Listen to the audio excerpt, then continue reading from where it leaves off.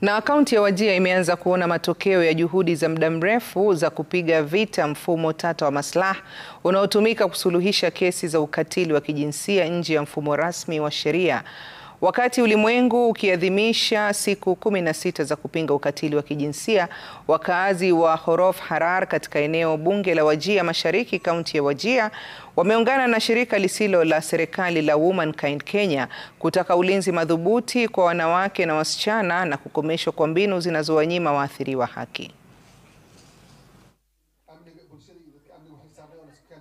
The most prevalent cases in Horof Harar are emotional and interpartner violence. So what we have done is we formed the GBV cases. So these are cases that usually go unreported, and for the SGBV the gap that we have is lack of medication. So as Womankind Kenya, especially as a JC officer, we have liaised with the recovery center where we are going to train our eight case workers on psychosocial support. Hii group ya Adresonag wamekuja kusaidia sana jamii, wamekuja kuongea na jamii, wanawake, wasichana na wazee wote.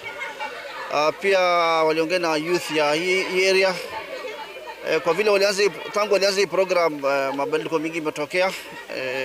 Watu wengi wamejua na wamelearn kutoka hii maneno. Na mambo si kama zamani. Kwa hivyo kwa hii watu wa Adresonag tunasema asante sana. Umetusaidia pia tukua polisi kusimamisha shida ambayo ingekuwa inaendelea katika jamii. Na mashirika ya kijamii